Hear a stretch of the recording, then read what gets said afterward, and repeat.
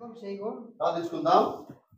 எங்களை அதிகமாய் நேசித்து வருகின்ற பரிசுத்தமுள்ள பிதாவே, మమ్మల్ని మిక్కిలిగా ప్రేమిస్తున్న పరిశుద్ధ తండ్రి దేవా, இந்த நாளுக்காக நன்றி செலுத்துகின்றோம் ఈ பிதாவே. దినమిచ్చినందుకు మీకు కృతజ్ఞత తెలుస్తున్నాము. பிதாவே, తండ్రి, இந்த நாளிலே ఈ దినము நாங்கள் யாவரும் మేము ప్రతి ఒక్కరము இந்த இடத்திலே கூடி வரும்படியாக கிருபை பாராட்டின தயவுக்காக நன்றி செலுத்துகிறோம் ఈ பிதாவே. స్థలమందు కూడి మీ నామ మహిమపరచడానికి మాకు ఇచ్చిన అవకాశం బట్టి కృతజ్ఞత తెలుస్తున్నాము. பிதாவே, எங்களுடைய தீர்மானத்தின்படி அல்ல, తండ్రి, ఇది మా ఒక్క ఆలోచన కాదు. இந்த நோக்கமானது, இங்கே கூடுகின்ற நோக்கமானது உங்களுடைய சித்தத்தின்படி நடக்கவும், இந்த கூட்டமானது இது எல்லாருக்கும் ஒரு பிரயோஜனம் படவும் கிருபை பாராட்டும் பிதாவே. ఇక్కడ మేము కూడినది మా ఆలోచన కాదైనా మీ చిత్తము మీ ఆలోచన జరిగించి మీ నా మహిమపరచుకొని కోరుచున్నాం. பிதாவே, இந்த நாளிலும் கூட நாங்கள் இந்த என்ன நோக்கத்தோடு வந்திருக்கிறோம் என்பதை நீங்கள் அறிந்திருக்கிறீர்கள் பிதாவே. తండ్రి, మా ఉద్దేశము సమస్తము ఎరిగినాం కాబట్టి మీరే జరిపించాలని ప్రార్థిస్తున్నాం. இந்த கூட்டத்திலே நாங்கள் பங்கேற்கக்கூடிய ஒவ்வொரு காரியங்களையும் நீங்கள் ஆசீர்வதித்தரும்படியாக நாங்கள் மன்றாடி கேட்கின்றோம். ఈ సహోదర ఐక్యతలో తండ్రి మేము ఏమి జరిగించాలో అవి మీరు జరిగించి మీరు నా మహిమపరచుకోవాలని బతిమాడుతున్నాం. இங்கே காசில செய்தி கொடுக்கின்ற அருமையான தாசர்களையும் கேட்கின்ற எங்களையும் நீங்கள் ஆசீர்வதிக்கிறோமாய் கேட்கின்றோம். తండ్రి, మీరు ఇచ్చిన పరిశుద్ధతలో మాటలను వివరిస్తున్న మీ దాసులతో మీ హస్తం ముందు నడిపించమని ప్రార్థిస్తున్నాం. பிதாவே, இந்த கூட்டத்தை ஆரம்பம் முதல் கடைசி வரை உங்களுடைய பிரசன்னம் கூட எங்களை வழிநடத்தணும் என்று கர்த்தரும் மீட்பருமான இயேசு கிறிஸ்துவின் தூய நாமத்திலே கேட்கின்றோம். ஜீவனுள்ள நல்ல பிதாவே. తండ్రి, ఇక్కడ జరిగే ప్రతి విషయంలో మీ కృప ద్వారా మీ నా మహిమపరచడానికి కూర్చే ప్రతి ఒక్కరికి ఒక ఆశీర్వాదకరంగా ఉండకు సహాయం చేయమని పరిశుద్ధ నామములో ప్రార్థిస్తున్న పరమ తండ్రి, ఆమేన్. ராஜேந்திர பிரசாத் அவரை வரவேற்கிறோம். அவருடைய நம்ம ஒரு சின்ன கிளாப் மூலியமா அவங்கள நம்ம வரவேற்போம். మనందరికి ప్రభు అయిన యేసుక్రీస్తు వారి నామం ద్వారా మీ అందరికీ వందనాలండి. நம் அனைவருக்கும் ஆண்டவராக இயேசு கிறிஸ்துவின் நாமத்தினாலே வாழ்த்துக்கள். 2000 సంవత్సరాల నాడు జరిగిన పెంతుకోస్తు పండుగ రోజున కార్యక్రమం జరిగింది కదా, అది నాకు గుర్తొచ్చింది ఇక్కడ కూర్చున్నప్పుడు. 2000 ஆண்டுகளுக்கு முன்பதாக பெந்தேகோஸ்தே நாளில் நடந்த ஒரு சம்பவம் நடந்ததல்லவா, அது இப்பொழுது எனக்கு நினைவுக்கு வந்தது. ఎందుకంటే తమిళ, తెలుగు, కన్నడ, మలయాళం 4 భాషల వారు ఇక్కడ ఉన్నారు. ஏனென்றால் தமிழ், தெலுங்கு, கன்னடம் மற்றும் மலையாளம் சார்ந்த அத்தனை பேரும் இங்கு கூடியிருக்கிறார்கள். మరొకరు చెప్తున్నారు 5 భాషలు వచ్చిన వాళ్ళు ఉన్నారు అంటున్నారు. இன்னும் 5 பாஷை கொண்டவர்கள் கூட இருக்கிறார்கள். అందుకు చాలా సంతోషంగా ఉంది. அது ரொம்ப சந்தோஷமா இருக்கிறது. దేవుని గ్రంథంలో నుంచి தேவனுடைய பரிசுத்த வேதாகமத்திலிருந்து ఒక మాట జ్ఞాపకం చేసుకుందాం. ஒரு வார்த்தையை நான் நினைவு செய்து கொள்கிறேன். అదేమంటే, அது என்னவென்றால், మనం చదువుకున్న భాగంలో நாம் வாசித்த வேதவசன பகுதியிலே మత్తయి సువార్త 17వ అధ్యాయం 27వ వచనం. மத்தேயு சுவிசேஷம் 17ஆம் அதிகாரம் 21வது வசனம். ஆகிலும் நாம் அவர்களுக்கு இடர்களாய் இராதபடிக்கு இக்கடலுக்கு போய் தூண்டில் போட்டு முதலாவது அகப்படுகிற மீனை பிடித்து அதில் வாயை திறந்துட்டார். ஒரு வெள்ளிப்பணத்தை காண்பாய், அதை எடுத்து எனக்காகவும் உனக்காகவும் அவர்களுக்கு கொண்டு என்றார். అదేమి చదువుదాం. அது என்னன்னு பார்க்கலாங்க.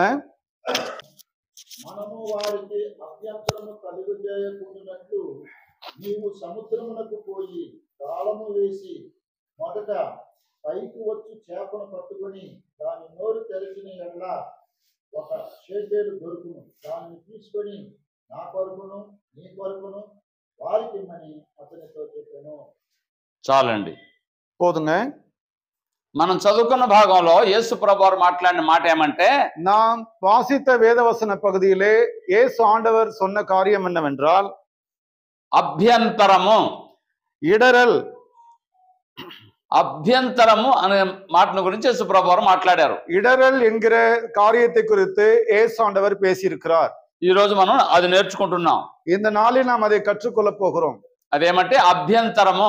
அது என்னவென்றால் இடரல். అభ్యంతరం అంటే తెలుసా మీకు? இடரல் என்றால் உங்களுக்கு தெரியும் இல்லையா? అభ్యంతరం అనే మాటకు అర్థం తెలుసుకుందాం. இடரல் என்கிற வார்த்தைக்கு நாம் பொருள் அறிந்திருக்கிறோம். అభ్యంతరాల గురించి యేసు ప్రభువారు ఏం మాట్లాడారో తెలుసుకుందాం. இடரலை பற்றி ஆண்டவர் இயேசு என்ன சொல்கிறார் என்பதை குறித்து நாம் தெரிந்து கொள்ள போகிறோம். అభ్యంతరాల గురించి పరిశుద్ధాత్ముడు ఏం మాట్లాడారో తెలుసుకుందాం. இடரலை பற்றி பரிசுத்த ஆவியானவர் என்ன பேசுகிறார் என்பதை நாம் அறிந்து கொள்ள போகிறோம். అభ్యంతరాల గురించి పౌలు ఏం మాట్లాడారో తెలుసుకుందాం. இடரலை பற்றி பவுல் என்ன சொல்ல போகிறார் என்பதை குறித்தும் கூட நாம் தெரிந்து கொள்ள போகிறோம். నీవు ఎవరికైనా అభ్యంతరంగా ఉన్నావా? நீ யாருக்காகிலும் இடரலா இருக்கிறாயா? నీకెవరైనా అభ్యంతరంగా ఉన్నారా? உனக்கு யாராகிலும் இடரலா இருக்கிறார்களா? ఈ మాటలు తెలుసుకోవడానికి ప్రయత్నం చేద్దాం. இந்த వార్తகளை அறிந்து கொள்வதற்கு நாம் பிரயாசப்படலாம். అభ్యంతరము అనే మాటకు అర్థం ఏమంటే இடரல் என்கிற வார்த்தைக்கு பொருள் என்னவென்றால் అన్ని దిక్కుల అంటే ఏ దిక్కుకు వెళుతున్నా అడ్డుగా వస్తుంది, అది అభ్యంతరం అంటే. எல்லா திசைகளிலும் எந்த திசை சென்றாலும் நமக்கு எதிராக வரக்கூடியதான் இடரல் என்று பொருள். అంటే ఒక పని చేయాలని ఏ దిక్కుకు వెళ్తున్నా అది అడ్డుగా ఉంటుంది, అదే అభ్యంతరం అంటే. ஒரு காரியத்தை செய்யும்படியாக எந்த திசைக்கு நாம் செல்கிறோமோ அந்த காரியத்தை செய்ய முடியாதபடிக்கு நமக்கு தடங்கள் ஏற்படுதல்லவா, அதற்கு பெயர் தான் இடரல். అందుచేత ఈ మాట గురించి తెలుసుకోవాల్సిన అవసరం ఉంది. ஆகையினாலே இந்த வார்த்தையின் பொருள் நீங்கள் தெரிந்து கொள்ள வேண்டியது மிகவும் அவசியம். అభ్యంతరం గురించి తెలుసుకుందాం. இடரலை பற்றி நாம் தெரிந்து கொள்ளலாம். అభ్యంతరం అంటే అర్థం ఇప్పుడే చెప్పాను, ఏ దిక్కుకు వెళ్ళినా ఆ దిక్కు అడ్డం వస్తుంది, అది అభ్యంతరం అంటే. இடரல் என்கிற வார்த்தைக்கு பொருள் என்னவென்றால் இப்பொழுதுதான் நான் சொன்னேன், எந்த திசை சென்றாலும் அந்த காரியத்தை செய்ய முடியாதபடிக்கு நமக்கு ஏற்படக்கூடிய ஒரு தடங்கள். అభ్యంతరాన్ని గురించి యేసు ప్రభువారు ఏం మాట్లాడారో విందాం. இந்த இடரலை பற்றி இயேசுவானவர் என்ன சொல்கிறாரோ நாம் கவனிக்கலாம். మత్తయి సువార్త மத்தேயு எழுதின சுவிசேஷம் 5వ అధ్యాయము 5ஆம் அதிகாரம் 29వ వచనం చదివితే 29ஆம் வசனத்தை வாசித்தால் ఈ విధంగా ఉంది. இவ்விதமாக இருக்கிறது. வலது கண் உனக்கு இடரல் உண்டாக்கினால் அதை பிடுங்கி எரிந்து போடு. உன் சரீரம் முழுவதும் நரகத்தில் தள்ளப்படுவதை பார்க்கிலும் உன் அவயவங்களில் ஒன்று கெட்டு போவது நலமாயிருக்கும். ఈ కుడి కన్ను నిన్ను అభ్యంతరపరిచిన ఎడల దాన్ని పెరికి నీ ఎదురు నుండి పారవేయము. నీ దేహమంతయు నరకములో పడవేయబడకుండా నీ అవయములలో ఒకటి నశించు నీకు ప్రయోజనకరం కదా. విన్నారు కదండి? கேட்டீங்க இல்லைங்களா? అంటే మన అవయవాలే, మన శరీరంలో మన అవయవాలే మనకు అభ్యంతరంగా ఉంటాయి. நம்முடைய சரீரத்தில் இருக்கக்கூடிய அவயவங்களே நமக்கு இடரலா இருக்கிறது. మన శరీరంలో మన అవయవాలు మనకు అభ్యంతరంగా ఉంటాయి చాలా సార్లు. நம்முடைய சரீரத்தின் அவயவங்கள் நமக்கே அநேக தடவை இடரலா இருக்கிறது. యేసు ప్రభువారు మాట్లాడుతూ இயேசுவானவர் சொல்லும் பொழுது నీ కన్ను నిన్ను అభ్యంతరపరిచినట్లయితే, உன் வலது கண் உனக்கு இடரல் உண்டாக்கினால், నీ చెయ్యి నిన్ను అభ్యంతరపరిచినట్లయితే, உன் கை உனக்கு இடரல் உண்டாக்கினால், నీ మనసు నిన్ను అభ్యంతరపరిస్తే, உன்னுடைய மனது உனக்கு இடரல் నీ ஏற்படுத்தினால், కాలు నిన్ను అభ్యంతరపరిస్తే, உன்னுடைய கால் உனக்கு இடரல் ஏற்படுத்தினால், నీ అవయవాల్లో ఏదైనా సరే உம்முடைய அவயவங்களில் ஏதானாலும் சரி ప్రతి అవయవం నిన్ను అభ్యంతరం చేస్తుంది. ஒவ்வொரு அவயவங்களும் உனக்கு இடரலை ஏற்படுத்துகிறது. కాబట్టి మన అవయవాల విషయంలో మనం జాగ్రత్తగా ఉండాలని యేసు ప్రభువారు చెప్పారు. ஆகவே நம்முடைய அவயவங்கள் சம்பந்தப்பட்ட காரியத்திலே நாம் மிகவும் ஜாக்கிரதையா இருக்க வேண்டும் என்று இயேசுவானவர் சொல்லுகிறார். కొన్నిసార్లు మన నోరు మనల్ని ఇతరులకు అభ్యంతరంగా ఉంటుంది. சில நேரங்களில் நம்முடைய வாய் மற்றவர்களுக்கு இடரலை ஏற்படுத்துகிறது. మన మాటలు అభ్యంతరంగా ఉంటాయి. நம்முடைய வார்த்தைகள் பிறருக்கு இடரலை ஏற்படுத்துகிறது. మన కార్యాలు అభ్యంతరంగా ఉంటాయి. நம்முடைய செயல்கள் மற்றவர்களுக்கு இடரலை ஏற்படுத்துகிறது. మన చూపు అభ్యంతరంగా ఉంటుంది. நம்முடைய பார்வை மற்றவர்களுக்கு இடரலை మనం ஏற்படுத்துகிறது. చేసే పని అభ్యంతరంగా ఉంటుంది. நாம் செய்யக்கூடிய வேலைகள் எல்லாம் மற்றவர்களுக்கு இடரலை మన ஏற்படுத்துகிறது. అంతరంగం దేవునికి అభ్యంతరంగా ఉంటుంది. நம்முடைய உள்ளான காரியம் தேவனுக்கும் கூட இடரலை ஏற்படுத்துகிறது. అంటే అభ్యంతరంగా ఉంటాము. அதாவது இடரலா இருக்கிறோம். కాబట్టి జాగ్రత్త వహించాలి. ஆகவே நாம் ஜாக்கிரதையா இருக்க வேண்டும். యేసు ప్రభువారు మనల్ని హెచ్చరించారు. இயேசு ஆண்டவர் நமக்கு எச்சரிக்கிறார். నీ అవయవాలు ఏదైనా అభ్యంతరంగా ఉంటే దాన్ని తొలగించు. உன்னுடைய அவயவங்களில் ஏதாகிலும் இடரலா இருக்குமானால் இதை பிடுங்கி போடுங்க என்று சொல்கிறார். ఒకవేళ అభ్యంతరం అలాగే ఉంటే, ஒருவேளை இடரல் அப்படியாகவே இருக்குமானால், నువ్వు చనిపోయిన తర్వాత நீ மரித்து போன பிறகு నిత్య జీవాన్ని పోగొట్టుకుంటావు. நீ நித்திய ஜீவனை இழந்து போய் விடுவாய். కాబట్టి ஆகவே ఏ విషయంలోనూ எந்த காரியத்திலும் అభ్యంతరంగా ఉండకు, இடரலா இருக்க வேண்டாம், అభ్యంతరంగా చెయ్యకు, இடரலை ஏற்படுத்த வேண்டாம், అభ్యంతరంగా ఆలోచించకు இடரலாக ஆலோசனை கூட செய்ய வேண்டாம் అని యేసు ప్రభువారు చెప్పారు. என்று ஆண்டவர் இயேசு சொல்லுகிறார். మరొక మాట విందాం. மற்றொரு வார்த்தையை நாம் கவனிக்கலாம். మత్తయి సువార్త மத்தேயு சுவிசேஷம் 11వ అధ్యాయము 11ஆம் அதிகாரம் 6వ వచనం చదువుదాం. 6வது வசனத்தை வாசிக்கலாம். మరియు నా విషయమై అభ్యంతరపడని వాడు ధన్యుడని ఉత్తరమిచ్చెను. என்னிடத்தில் இடரல் அடையாதிருக்கிறவன் எவனோ அவன் பாக்கியவான் என்றார். యేసు ప్రభువారు మాట్లాడుతూ இயேசு ஆண்டவர் பேசும்போது యోహాను శిష్యులు யோவானுடைய சீசர்கள் యేసు ప్రభువారి దగ్గరకు వచ్చారు. இயேசு ஆண்டவரிடத்தில் வந்தார்கள். ఎందుకు వచ్చారంటే எதற்கு வந்தார்கள் என்றால் యోహాను గారే పంపించారు. யோவானே அவர்களை அனுப்பினார். ఎందుకు పంపించారు? எதற்கு அனுப்பினார்? ఆయన జైల్లో ఉన్నాడు. அவர் சிறையிலே இருக்கிறார். యోహాను జైల్లో ఉన్నాడు. யோவான் சிறையிலே இருக்கிறார். యేసు ప్రభువుని గురించి యోహాను ఏమనుకున్నాడంటే இயேசு ஆண்டவரை குறித்து யோவான் என்ன நினைத்துக் கொண்டார் என்றால் ఈయన లోకరక్షకుడు కాబట్టి இவர் உலக ரட்சகராய் இருப்பதினாலே దేవుని కుమారుడు కనుక தேவனுடைய குமாரனாய் నేను இருப்பதினாலே ఏం చేసినా நான் என்ன செய்தாலும் నన్ను విడిపిస్తాడు. என்னை அவர் விடுவிக்கிறார். నేను జైల్లో ఉన్నాను, நான் சிறைச்சாலையில இருக்கிறேன், జైల్లో నుంచి విడిపిస్తాడు అనుకున్నాడు. சிறைகளிலிருந்து என்னை விடுவிப்பார் என்று நினைத்துக் கொண்டார். జైల్లో నుంచి విడిపించలేదు. சிறைச்சாலையிலிருந்து அவர் விடுவிக்கவில்லை. సరిగదా, జైల్లో నుంచి విడిపించలేదు సరిగదా, జైలు దగ్గరికి వెళ్ళి పరామర్శించలేదు. அந்த சிறைச்சாலையிலிருந்து விடுவிக்காமல் போயிருந்தாலும் அங்கு சென்று அவரை பராமரிக்கவும் இல்லை.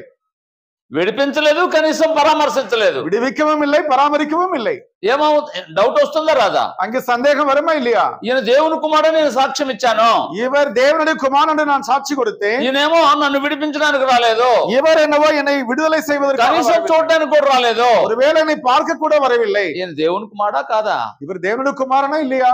అవునా కాదా ஆமாவா இல்லையா అని డౌట్ వచ్చింది. என்கிற சந்தேகம் ஏற்பட்டது. సందేహం వచ్చిన తర్వాత அந்த சந்தேகம் வந்த తన பிறகு శిష్యుల్ని தன்னுடைய சீசர்களை యేసు ప్రభు దగ్గరకు పంపించాడు. இயேசு ஆண்டவரிடத்தில் அனுப்பினார். ఎందుకు పంపించాడు? எதற்கு அனுப்பினார்? రాబోయేవాడు నువ్వేనా వేరొకరా? வரப்போகிறவர் நீர்தானா அல்லது வேறவரா? నేను లోక పాపం మోసుకొని పోవు దేవుని గొర్రె పిల్లని మీ గురించి చెప్పాను కదా, ఆయనే మీరా కాదా? உலக பாவங்களை எல்லாம் சுமந்து இருக்கிறவர் என்று சொல்லி உண்மை குறித்து நான் சொல்லியிருந்தேனே, அப்படிப்பட்டவர் தானா அல்ல வேற நபரா என்று அவர் சொல்கிறார். అర్థమైంది కదా? புரிஞ்சுட்டீங்களா? ఆయన డౌట్ ఏంటంటే యేసు దేవుని కుమారుడా కాదా? அவருடைய சந்தேகம் என்னன்னா, இயேசு தேவனுடைய குமாரனா இல்லையா?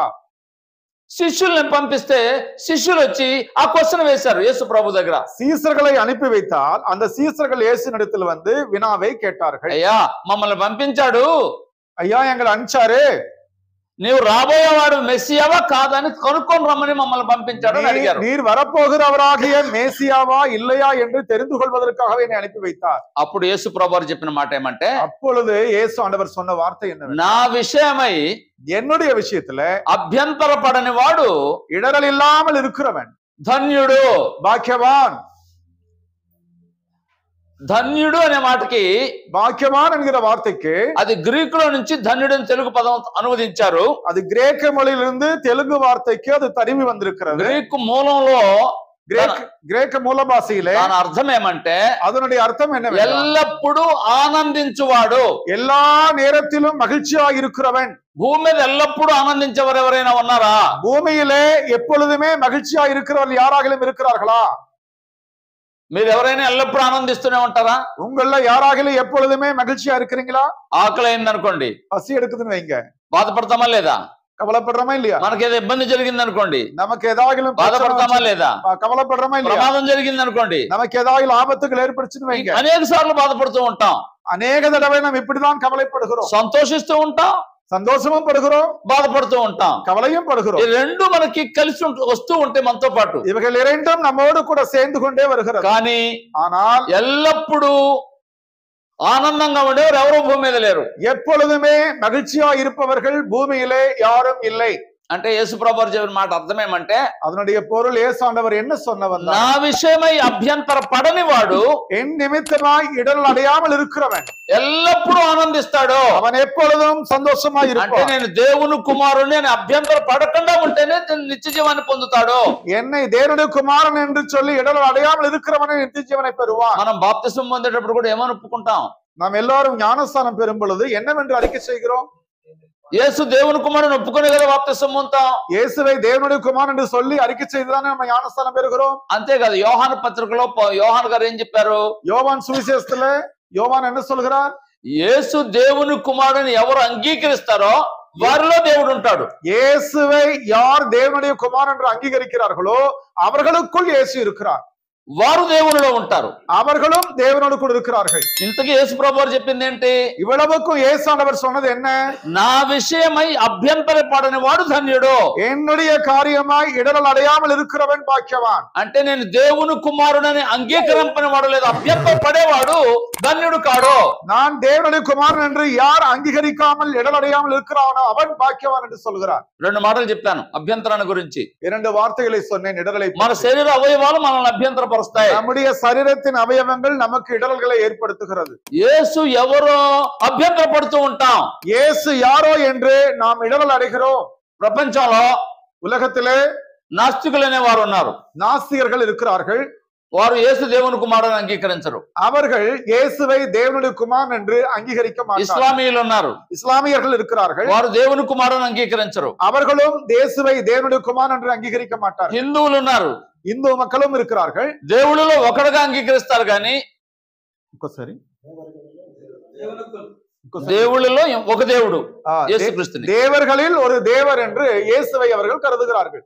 కానీ దేవుని కుమారుగా అంగీకరించరు. ஆனால் தேவனுடைய குமாரன் என்று அங்கீகரிக்க மாட்டார்கள். చాలా మంది మత శాఖల వారు ఉన్నారు. அநேக நாமகரண கூட்டத்தாரும் இருக்கிறார்கள். వారు కూడా యేసు దేవుని కుమారుని అంగీకరించరు. அவர்களும் இயேசுவை தேவனுடைய குமாரன் என்று அங்கீகரிக்க மாட்டார்கள். అంటే దేవుని కుమారుని ఎవరైతే అంగీకరించరో అభ్యంతర పడతారో, யாரெல்லாம் இயேசுவை தேவனுடைய குமாரன் என்று அங்கீகரிக்காமல் இடரல் அடையாமல் இருக்கிறார்களோ వారు ధన్యులు కారు. அவர்கள் பாக்கியவான்கள் அல்ல. యేసు దేవుని కుమారుని అంగీకరించిన వారు మాత్రమే ధన్యులు. இயேசுவை தேவனுடைய குமாரன் என்று அங்கீகரிக்கிறவர்கள் மாத்திரமே பாக்கியவான்கள். నేను చెప్పడం లేదు, நான் சொல்வதில்லை. యేసు ప్రభు వారు చెప్తున్నారు. இயேசு ஆண்டவர் சொல்லுகிறார், నా విషయమై అభ్యంతర పడని వాడు ధన్యుడు. என் நிமித்தமாக இடரல் அடையாமல் இருக்கிறவன் பாக்கியவான். ఏం అభ్యంతర పడకూడదు? என்ன இடரல் அடையக்கூடாது? నేను దేవుని కుమారుని అభ్యంతర పడకూడదు. நான் தேவனுடைய குமாரன் என்கிற விஷயத்துல இடரல் அடையக்கூடாது. రైట్. சரி, మూడో మాట విందాం. மூன்றாவது வார்த்தை கேட்கலாம். మత్తయి సువార్త மத்தேயு சுவிசேஷம் 13వ అధ్యాయం 13ஆம் அதிகாரம் 23వ అధ్యాయం 13వ అధ్యాయం 21వ వచనం. 21வது வசனம். ஆகிலும் தனக்குள்ளே வேறில்லாதவனாய் கொஞ்ச காலம் மாத்திரம் நிலைத்திருப்பான். வசனத்து நிமித்தம் உபத்திரவமும் துன்பமும் உண்டானவுடனே இடரல் அடைவான். అయితే అతనిలో వేరు లేనందున అతడు కొంతకాలము నిలుచును గాని వాక్యము నిమిత్తము శ్రమ అయినను హింస అయినను కలుగుగానే అభ్యంతరపడను. విన్నారు కదండి? கேட்டீங்க இல்லைங்களா?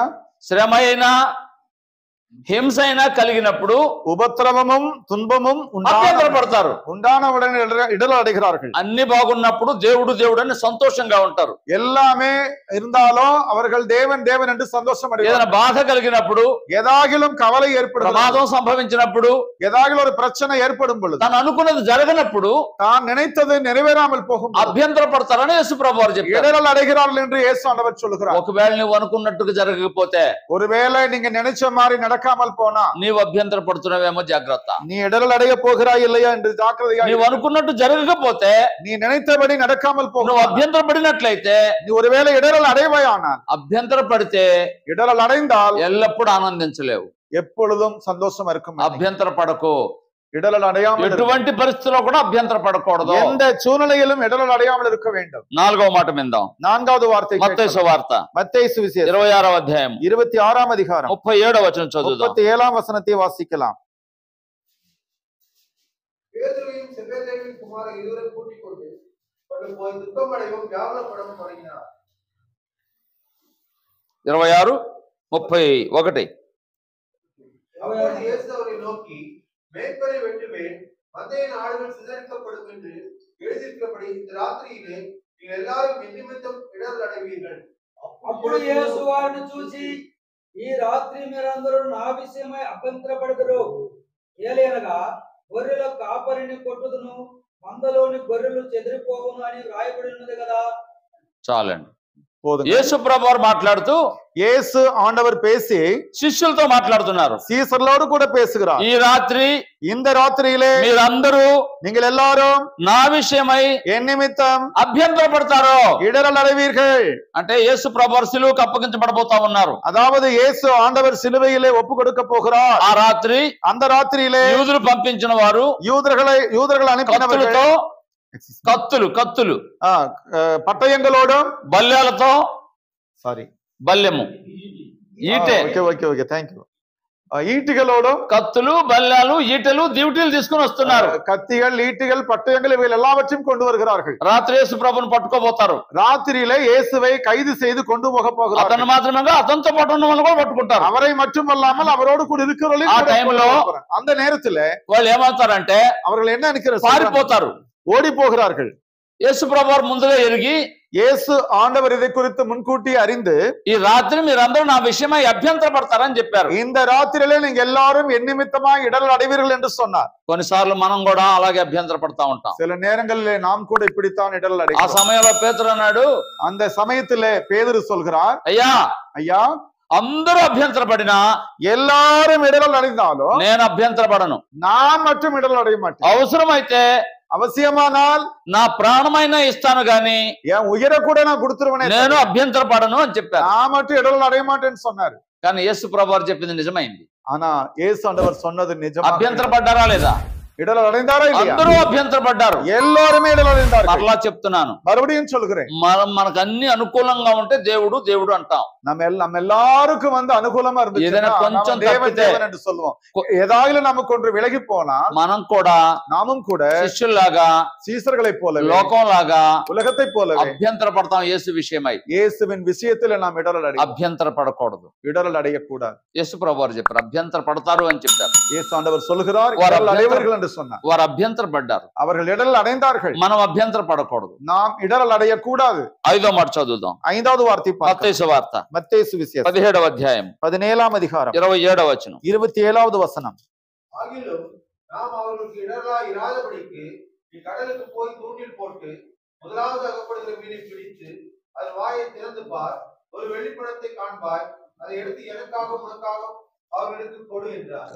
అతడు అన్యుల యొద్దనే అని చెప్పగా యేసు, అలాగైతే కుమారులు స్వతంత్రులే అయినను మనము వారికి అభ్యంతరము కలుగజేయకున్నట్టు నీవు సముద్రమునకు పోయి కాలము వేసి మొదట పైకి వచ్చు చేపను పట్టుకొని దాని నోరు తెరిచిన యెడల ఒక షేకెలు దొరుకును.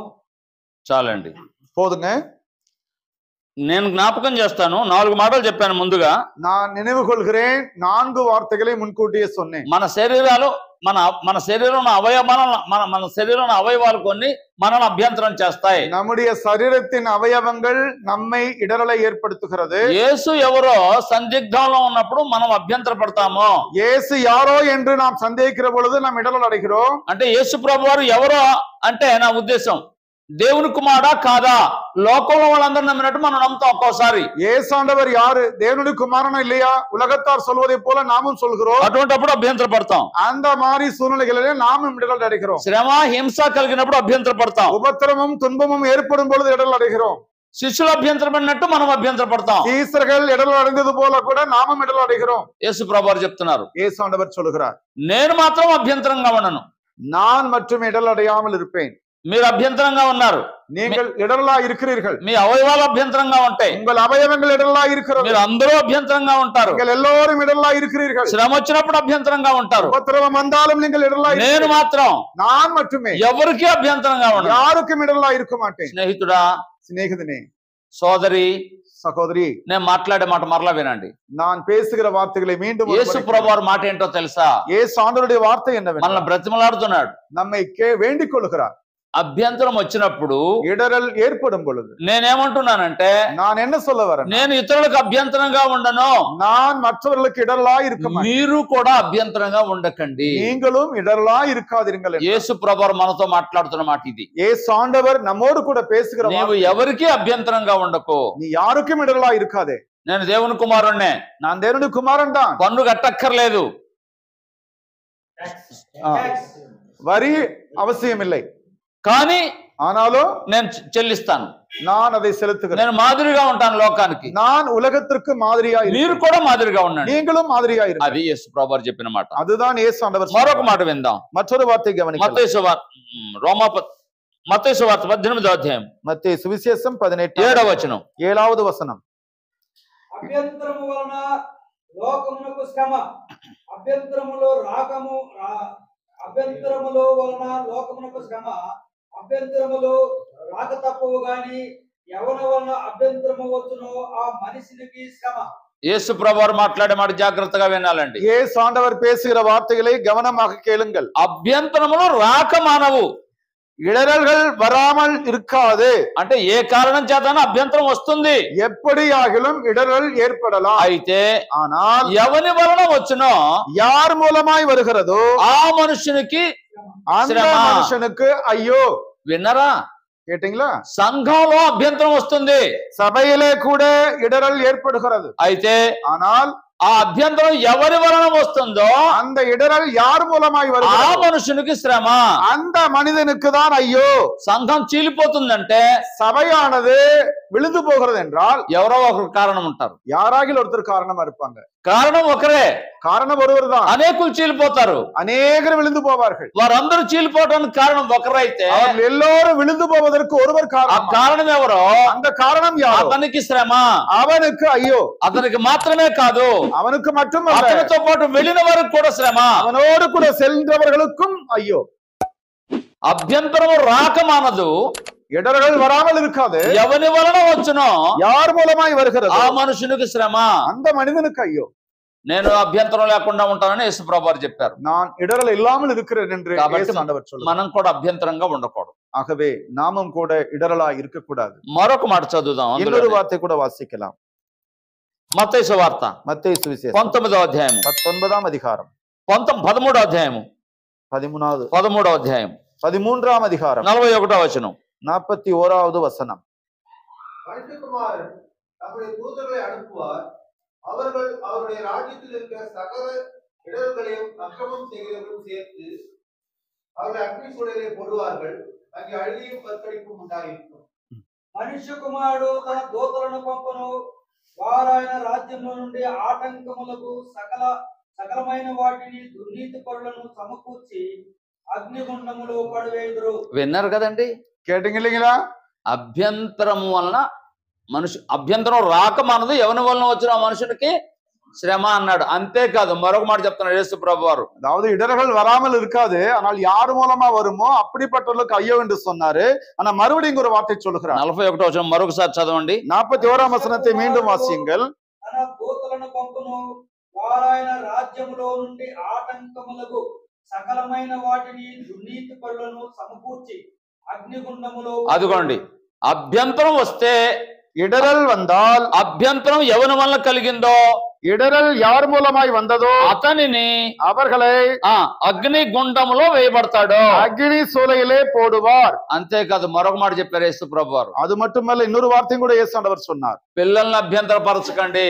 பிள்ளைகளை இடரல் ஏற்படுத்த வேண்டாம். వారిని అభ్యంతరపరిస్తే, அவர்களை இடரல் ஏற்படுத்தினால் వారికి அவர்களுக்கு సముద్రంలో పెద్ద రాయి కట్టి, சமுத்திரத்திலே மிகப்பெரிய கல்லை கட்டி, అతని మెడకు పెద్ద రాయి కట్టి, அவனுடைய கழுத்துக்கு ஒரு பெரிய கல்லை கட்டி సముద్రంలో పడవేయటం మేలు అన్నారు. சமுத்திரத்திலே போடுறது ரொம்ப நல்லது என்று சொல்லுகிறார். అసలే సముద్రం, ஏற்கனவே அது சமுத்திரம். సముద్రంలో పడవేశారు, சமுத்திரத்திலே போட்டாச்சு. అందులో మెడకి రాయి కట్టారు. அது மட்டும் ఇல்லாம కழுத்துல ఎలా கல்லை வேற ఉంటుంది చెప్పండి? கட்டியாச்சு.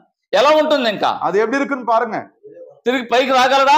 மேல மறுபடியும் வர முடியுமா? పెద్ద రాయి ఏం చేస్తుంది? பெரிய ஒரு கல் என்ன செய்யும்? రావడానికి ప్రయత్నం చేస్తే రాకుండా అక్కడ ఆపేస్తుంది. அது மேல வர்றதுக்கு முயற்சி செய்தாலும் அந்த கல்லை அவன் அப்படி போட்டு అంటే నరకం నుంచి రావడం సాధ్యం కాదు. அதாவது நரகத்தை விட்டு வெளியே வருவது சாத்தியமான ஒன்று அல்ல. అభ్యంతరంగా ఉంటే జాగ్రత్త. இடரலா இருந்தால் ஜாக்கிரதையா இருங்கள். నరకానికి వెళ్తావు జాగ్రత్త. நரகத்துக்கு போயிருவீங்கிறத నీ நினைவு. అవయవాలను జాగ్రత్తగా పెట్టుకో. உங்களுடைய அவயவங்களை ஜாக்கிரதையாக வைத்துக் கொள்ளுங்கள். ஓகே, చెప్పండి. అవయవాలను జాగ్రత్తగా ఉంచుకో. அவயவங்களை ஜாக்கிரதையாக வைத்துக் கொள்ளுங்கள்.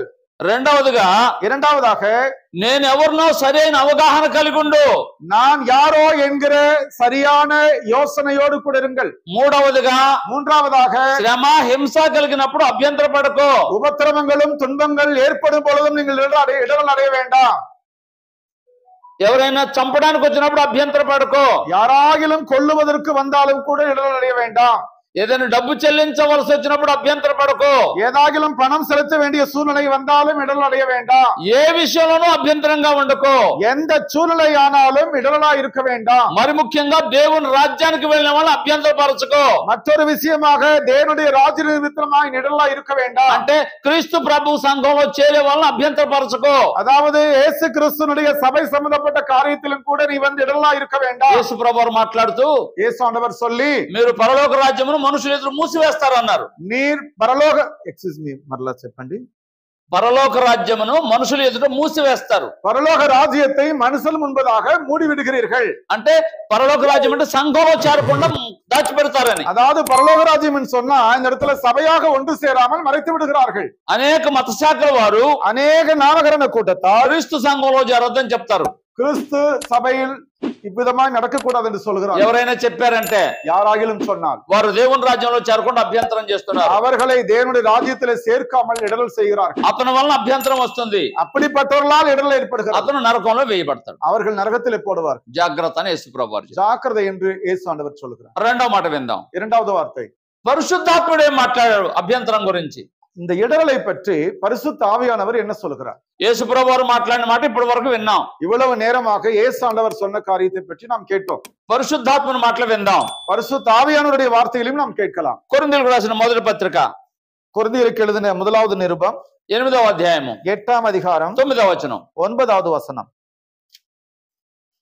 1 கொரிந்தியர் 8. ஆகிலும் இதை குறித்து உனக்கு உண்டாயிருக்கிற அதிகாரம் எவ்விதத்திலும் பலவீனருக்கு தடுக்கலாகாதபடிக்கு பாருங்கள். 9.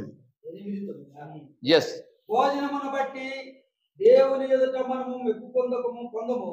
తినకపోయినందున మనకు తక్కువ లేదు, తినినందున మనకు ఎక్కువ లేదు. అయినను మీకు కలిగి ఉన్న ఈ స్వాతంత్ర్యము వలన బలహీనులకు అభ్యంతరము కలగకుండా చూసుకొనడి. జాగ్రత్తగా వినండి. ஜாக்கிரதையாக கேளுங்கள். యేసు పరిశుద్ధాత్ముడు మాట్లాడుతూ பரிசுத்த ஆவியானவர் பேசுகிறார். సంఘాల వారితో మాట్లాడుతున్నాడు, చర్చిల వారితో మాట్లాడుతున్నాడు. சபையார்கள் சம்பந்தப்பட்ட விஷயத்துல பேசுகிறார். నీకు స్వాతంత్ర్యం ఉంది.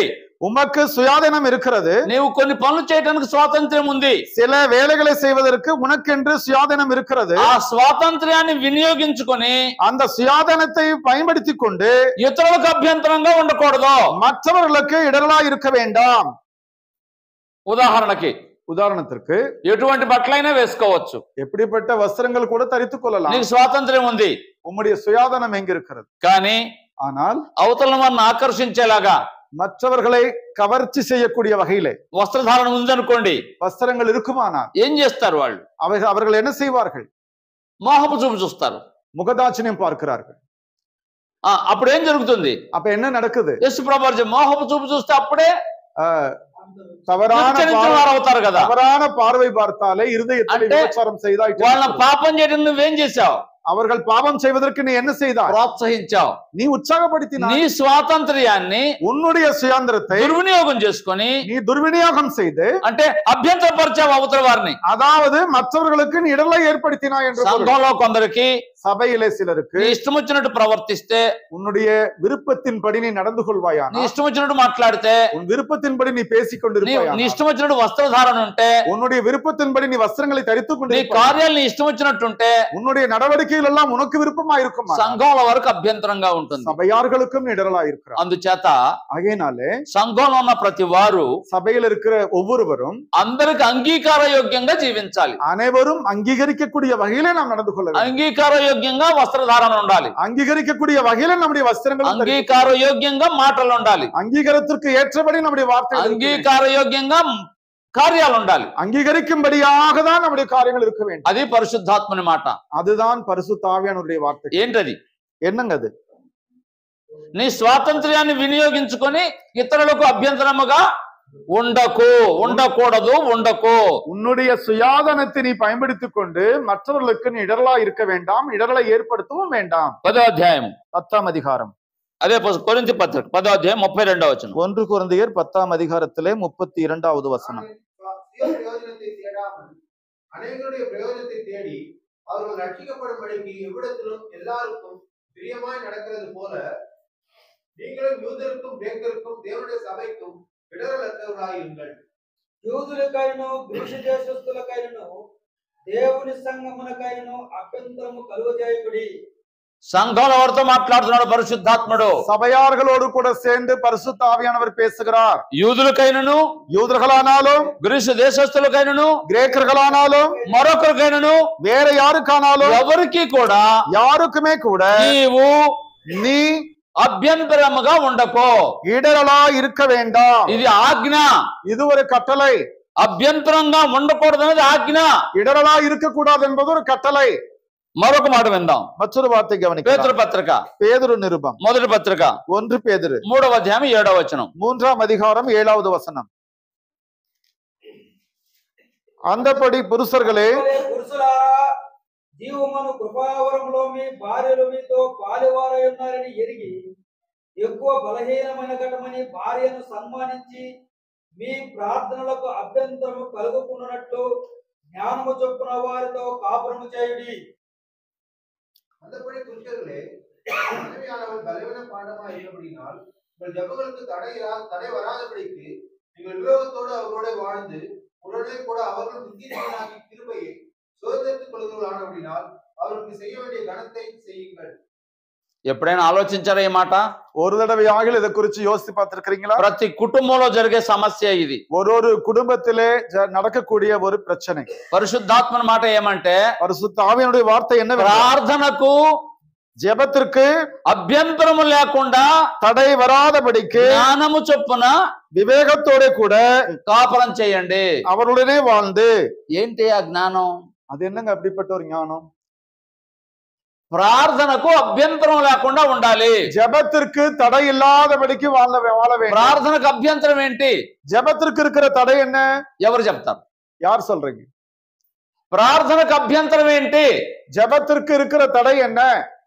116 రూపాయల బహుమతి. ఎవరు చెప్తే వారికి 116 ரூபாய் வெகுமானம். யாராகிலும் பதில் சொன்னீங்கன்னா.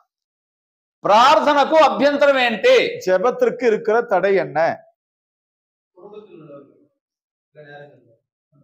కుటుంబంలో ఉన్న వాళ్ళు. అభ్యంతరం ఏంటి? தடை என்ன? இடரல் என்ன? மனைவி, భార్య. No no. TV serials. Time అయిపోయింది. நேரம் முடிஞ்சிருச்சு. ప్రార్థనకు అభ్యంతరం ఏంటంటే సమాధానం లేకుండా ప్రార్థన చేస్తే ఆ ప్రార్థన అంగీకరించబడదు. ஜெபத்திற்கு இருக்கிற தடை என்னவென்றால் சமாதானம் இல்லாமல் ஜெபித்தால் அந்த ஜெபமானது கேட்கப்படாது. యేసు ప్రభువు మాట్లాడుతూ ஏசாண்டவர் பேசும் பொழுது మత్తయి సువార్తలోనే மத்தேயு சுவிசேஷத்திலேயே 18వ అధ్యాయము 18ஆம் அதிகாரம் చూడండి. பாருங்க. 35వ వచనం. 35வது வசனம். நீங்களும் அவனவன் தன் சகோதரன் செய்த தப்பிதங்களை மனப்பூர்வமாய் மன்னியாமல் போனால் என் பரமபிதாவும் உங்களுக்கு இப்படியே செய்வார் என்றார். మీలో ప్రతివాడును తన సహోదరుని హృదయపూర్వకముగా క్షమింపని ఎడల నా పరలోకపు తండ్రియు ఆ ప్రకారమే మీ ఎడల చేయనను. ఇప్పుడు అర్థమైందా? இப்ப புரிஞ்சுட்டீங்களா? ప్రార్థనకు అభ్యంతరం ఏంటి? ஜெபத்திற்கு இருக்கிற தடை என்ன? ఎవరు చెప్తారు? யார் சொல்லுவீங்க? சமாதானம். భార్య భర్త. కుటుంబంలో భార్య భర్త. குடும்பத்திலே கணவன் மனைவி దెబ్బలాడుకుంటారా? சண்டை போட்டுக்கிறாங்களா? చిన్న విషయమై అభిప్రాయ భేదాలు వస్తాయా? அது வருது இல்லையா? வித்தியாசமான ఆవిడ காரியங்கள் మూతి ముడుచుకుంటుందా? அங்க எல்லாமே நடக்கும் இல்லையா? முடிச்சுகள் எல்லாம் நடக்கும் இல்லையா? ఈయన కూడా మాట్లాడకుండా గమ్మునుంటాడా? இவர் கூட பேசாம சுமந்துருவாரா? సాయంకాలం అయిందా? சாயங்காலம் ஆயிடுச்சா? భోజనం చేస్తారు, சாப்பிடுறாங்க, ప్రార్థన చేసుకుంటారు. ஜெபம் பண்றாங்க. ప్రార్థనకు ముందు ఏం చేస్తారు వాళ్ళిద్దరు? ஜெபத்திற்கு முன்னாடி அவங்க ரெண்டு సమాధాన పడ్డారా? சமாதானமானாங்களா? இல்ல இல்ல. లేదు. లేదు. இல்லை. సమాధాన పడ్డారా ఎవరైనా? சமாதானம் ஆராய்ச்சி சமாதானம் ஆகிறாங்களா? ఒక రోజు, ஒரு நாள், 2 రోజులు, 2 நாள், 3 రోజులు, కొన్ని వారం రోజులు కూడా ఉంటారు. కొంత 3 மற்றும் 1 வார காலம் బెట్టుకు పోతారా లేదా? బెడ్కి పోறாங்களா இல்லையா? బెట్టు అంటారు. అంటే అంటే ఓకే ఓకే పురింజిటా. పందెం, పందెం, పోటీ పోటీ పోటీ. రైట్. నేను ఎందుకు తగ్గాలి అని. நான் ஏன் என்ன குறைச்சிக்கணும்? நீயா நானா? తప్పైపోయింది నన్ను క్షమించమని భార్యని అడిగే వాళ్ళు ఉన్నారా? தப்பாயிடுச்சு என்ன மன்னிச்சிடுமான்னு மனைவிகளை கேட்க. నేను అధికారిని ఆమెకి. ஏய் நான் உனக்கு அதிகாரி, నేను ఎందుకు అడగాలి ఆమెని? உனக்கு எதுக்கு நான் கேட்க? ఆమె అడగాలి. ஆமா, అంతే కదా ఈయన అనుకుంటాడు. அவள் தான் கேட்கணும் என்று இவர் நினைத்துக் கொள்கிறார். ఆవిడేమనుకుంటుంది? அந்த அம்மா என்ன சொல்றாங்க? రాత్రికి నా దగ్గరికి వస్తాడు, ராத்திரி నేను எனக்கு అవసరం. வரவே இல்ல, நான் உனக்கு தேவைதானே. ఆయనే బ్రతిమలాడతాడు. அப்போ ఇదే కదా అనుకుంటారు. அவரேதான் సమాధాన పడతారా? இப்படிதான் சொல்லிக்கிறாங்க, இப்படிதான் சமாதானமா. జోక్ కాదండి இது தமாஸ் இல்ல. ప్రార్థన విషయంలో ஜெப விஷயத்துல సమాధాన పడకుండా சமாதானம் இன்றி ప్రార్థన చేస్తే ஜெபம் செய்தால் అభ్యంతరంగా ఉన్నారు, அங்க இடரலா இருக்கு, దేవునికి అభ్యంతరంగా ఉన్నారు. தேவனுக்கு இடரலா இருக்கிறார். మీరు అభ్యంతర కారణం పెట్టుకుని நீங்கள் ஒரு இடரலுக்கு காரணத்தை வைத்துக் నా கொண்டு దగ్గర ప్రార్థన చేస్తున్నారు అంటారు ఎహెజ్కేల్ గ్రంథంలో. எசேக்கியேல் புஸ்தகத்துல நீங்க இடரலை வைத்துக் கொண்டு என்னிடத்துல ஜெபம் செய்கிறேன் என்று சொல்கிறார். అభ్యంతరంతో ప్రార్థన చేయకూడదు. இடரலோடு கூட ஜெபம் செய்யக்கூடாது. ఇప్పుడు చెప్పండి, ఎంతమంది సహోదరులు, இப்ப சொல்லுங்க, எவ்வளவு ఎంతమంది சகோதரர், సహోదరులు, எவ்வளவு சகோதரி, వారి భర్తలు కావచ్చు, அவங்க கணவன் భార్యలు కావచ్చు, மனைவிகளா இருக்கலாம், సంఘంలో సహోదరులు కావచ్చు, சபையில మరి ఎవరైనా కావచ్చు, யாராக இருந்தாலும் சரி, పగ పెట్టుకుంటారా లేదా? பகை வைத்துக் கொள்கிறார்களா இல்லையா? విరోధంగా ఉంటారా లేదా? விரோதம் இருக்குதா இல்லையா? యేసు ప్రభువారు ఏం చెప్పారు? இயேசு ஆண்டவர் என்ன சொல்கிறார்? నీకెవరు విరోధంగా ఉండకూడదు. உமக்கு யாரும் விரோதமா இருக்க. ఒకవేళ ఎవరైనా విరోధులు ఉంటే ஒருவேளை உனக்கு விரோதிகள் నువ్వు இருப்பார்கள், దేవుని సన్నిధికి వెళ్ళినప్పుడు நீ தேவனுடைய ஆலயத்திற்கு செல்வதற்கு முன்பு అక్కడ గుర్తొస్తే அங்க உனக்கு நினைவு வந்தால் అర్పణ అక్కడ పెట్టి அப்பொழுது அங்கேயே ముందు వెళ్ళి முன்னாடி போய் విరోధిగా ఉన్న వారితో సమాధాన పడి விரோதியா இருக்கிற இடத்துல சமாதானம் பெற்று అప్పుడు వచ్చి అర్పణ అర్పించు. அப்புறமா நீங்க வந்து உங்களுடைய అలాగే అప్పుడు ప్రార్థన చేయాలి. அப்ப நீங்க ஜெபம் செய்யுங்க. సమాధాన పడిన తర్వాతే ప్రార్థన చేయాలి. சமாதானமான பிறகு நீங்க ஜெபம் ఎంతమంది ఈ విధంగా చేస్తున్నారు? செய்யுங்க. எவ்வளவு பேர் இப்படி செய்யறாங்க? ఇప్పుడు చెప్పండి, పరిశుద్ధాత్మన మాట ఏంటో? இப்ப சொல்லுங்க, பரிசுத்த ஆவியானுடைய வார்த்தைகள் என்ன சொல்கிறது? ప్రార్థనలకు అభ్యంతరము కలుగకుండు నిమిత్తము ஜெபத்திற்கு தடைவராதபடிக்கு జ్ఞానము చొప్పున కాపురం చేయండి. விவேகத்தோட உங்களுடைய குடும்பத்தை நடத்த. ఏంటి ఆ జ్ఞానం? அந்த ஞானம் என்ன? விவேகம். సమాధాన పడే జ్ఞానం. சமாதானம் செய்ய, సమాధాన పరచువారు ధన్యులు, சமாதானம் பண்ணுகிறவர்கள் பாக்கியவான்கள், వారు దేవుని కుమారులు అనబడుతారు. அவர்கள் தேவனுடைய புத்திரர் అంటే எனப்படுவார்கள். సమాధాన పడకపోతే சமாதானம் இல்லாமல் போனார் అపవాది పిల్లలు. அது சாத்தானுடைய பிள்ளை. యేసు అపవాదికి పేరేంటి? சாத்தானுக்கு என்ன பேர்? మన విరోధి అయిన நம்முடைய మన எதிராளியாக, విరోధి అయిన అపవాది, நம்முடைய எதிராளியாகிய பிசாசான, మన మీద నేరం మోపే అపవాది. நம்ம மேல குற்றம் சுமத்துகிற ஒரு అంటే எதிராளி. అవతల వ్యక్తి మీద నేరం మోపేవంటే மற்றவர்கள் மேல் நீ வந்து நிந்தை சுமப்பாயானார், నీవు అపవాది బిడ్డగా ఉంటున్నావు. நீ சாத்தானுடைய பிள்ளையா இருக்கு. నువ్వు సమాధాన పడలేదు అంటే நீ உன்னிடத்தில் சமாதானம் இல்லாமல் నువ్వు అపవాది బిడ్డగా ఉంటున్నావు. நீ இன்னும் பிசாசானவனுடைய பிள்ளையா இருக்கு. నువ్వు అభ్యంతరంగా ఉంటున్నావు. நீ இடரலா இருக்கிறாய். ఒకవేళ నువ్వు ప్రార్థన చేసినా நீ ஜெபம் செய்தாலும் నీ ప్రార్థన உன்னுடைய ஜெபம் దేవునికి தேவனிடத்தில் అభ్యంతరంగా ఉంది. அது இடரலா இருக்கிறது. పరిశుద్ధాత్మ మాట, రెండు మాటలు. பரிசுத்த ஆவியானவர் குறித்து என்ன నీకు స్వాతంత్ర్యం ఉన్నదని, உங்களுக்கு சுயாதீனம் இருக்கிறது, ఆ స్వాతంత్ర్యం ద్వారా அந்த சுயாதீனத்தின் மூலம் ఇతరులకు అభ్యంతరంగా ఉండకో. நீ மற்றவர்களுக்கு இடரலா இருக்க வேண்டாம். సంఘంలో గాని లోకంలో గాని சபையாகட்டும் உலகமாகட்டும் అందరితో సమాధానంగా ఉండు. அனைவரோடும் சமாதானமாய் இருங்கள். అభ్యంతరంగా ఉండకూడదు అనేది ఆజ్ఞ. இடரலா இருக்க வேண்டாம் என்பதுதான் கட்டளை. మూడవ మాట, மூன்றாவது வார்த்தை, నువ్వు ప్రార్థన చేసావంటే நீ ஜெபம் செய்தால் అభ్యంతరంగా ఉండి ప్రార్థన చేయకో. உனக்கு இருக்கிற தடைகளை வைத்து అభ్యంతరం లేకుండా ప్రార్థన చేయి. தடைகள் இல்லாமல் நீ ஜெபம் செய்த கற்று, అంటే సమాధాన పడి ప్రార్థన చేయి. அதாவது சமாதானத்தோட ஜெபம் செய். సాధారణంగా మనం ఏమని ఆలోచిస్తాం? சாதாரணமா நம்ம எல்லாரும் என்ன சொல்றோம்னா, తప్పు చేసింది అతను కాబట్టి అతను వచ్చి నన్ను క్షమాపణ అడగాలి అనుకుంటాం. தப்பு செஞ்சது அவரு, அதனால அவர் வந்து என்னிடத்துல. యేసు ప్రభువారు చెప్పిన మాట ఏమి? இயேசு ஆண்டவர் சொன்ன வார்த்தை என்ன? నీ మీద ఎవరికైనా విరోధం ఉన్నట్లయితే, உண்மையில யாருக்காகிலும், నీకెవరి మీదైనా విరోధం ఉన్నట్లయితే உண்மையில யாருக்காகிலும் அல்லது అతని దగ్గరికి వెళ్ళి, மற்றவர்கள் மேல உன்னால అతను రావడం కాదు, அவங்க கிட்ட போய் అతని దగ్గరికి వెళ్ళి அவங்க வரதில்லை, సమాధాన పడు. சமாதானம் பெற்றுக்கொள்ளும். అప్పుడు నీ ప్రార్థన అంగీకరించబడుతుంది. அப்பொழுது உங்க ஜெபத்திற்கு அங்கீகரிக்கப்படும். అప్పుడు నీ దేవుడు క్షమిస్తాడు. அப்பொழுது உன் தேவன் உன்னை மன்னிப்பார். నువ్వు క్షమించకపోతే நீ மன்னிக்காமல் போனா దేవుడు క్షమించడు. தேவனும் மன்னிக்க மாட்டார். దేవుడు క్షమించకపోతే தேவன் மன்னிக்காவிட்டார் నీ ప్రార్థన అంగీకరించబడదు. உன்னுடைய ஜெபம் నీ ప్రార్థన అంగీకరించబడలేదంటే உன்னுடைய ஜெபம் నువ్వు అభ్యంతరంగా ఉన్నావు. உன் ஜெபம் கேட்கப்படாவிட்டால் நீ இடரலா இருக்கிறாய். యేసు ప్రభువారు చెప్పిన మాట విన్నాం, இயேசு ஆண்டவர் சொன்ன வார்த்தை கேட்கலாம். పరిశుద్ధాత్మని మాట విన్నాం, பரிசுத்த ஆவியின் పౌలు మాట வார்த்தை, విన్నాం. பவுலுடைய வார்த்தை கேட்கலாம். అభ్యంతరం గురించి పౌలు ఏం మాట్లాడాడు? இடரலை குறித்து பவுல் என்ன சொல்ல வருகிறார்?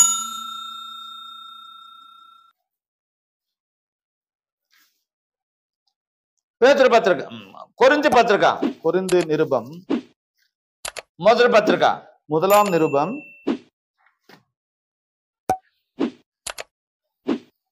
10వ అధ్యాయం, 10ஆம் அதிகாரம், 1 minute. Okay. 8వ అధ్యాయం 13వ వచనం. 8వ అధ్యాయం 8:13. 8వ అధికారం 13వ వచనం. ఎస్. మరియు ఏ స్త్రీకైనా అవిశ్వాసం 8:13 కొరింథీ పత్రిక. 1 కొరింథీయులు 8:13. కాబట్టి భోజన పదార్థము వలన నా సహోదరునికి అభ్యంతరము కలిగిన యెడల నా సహోదరునికి అభ్యంతరము కలుగజేయకుండుటకై నేను ఎన్నటికీ మాంసము తినను. போதிலும் என் சகோதரருக்கு இடர் உண்டாக்கினால் நான் என் சகோதரருக்கு இடர் உண்டாகாதபடிக்கு என்றைக்கு மாம்சம் புசியாது இருப்பேன். స్నేహితుడా, சிநேகிதனே, ఒక్కసారి ఆలోచించు ஒரு தடவை யோசித்து పౌలు பாரு మాటని. பவுலுடைய வார்த்தையை. నాకు స్వాతంత్ర్యం ఉంది, எனக்கு சுயாதனம் இருக்கிறது என்று. తినడం అంటే నాకు ఇష్టమే. சாப்பிடறதுனா எனக்கு ரொம்ப இஷ்டம் தான். ఏమి ఇష్టం? அது என்ன இஷ்டம்? మాంసం.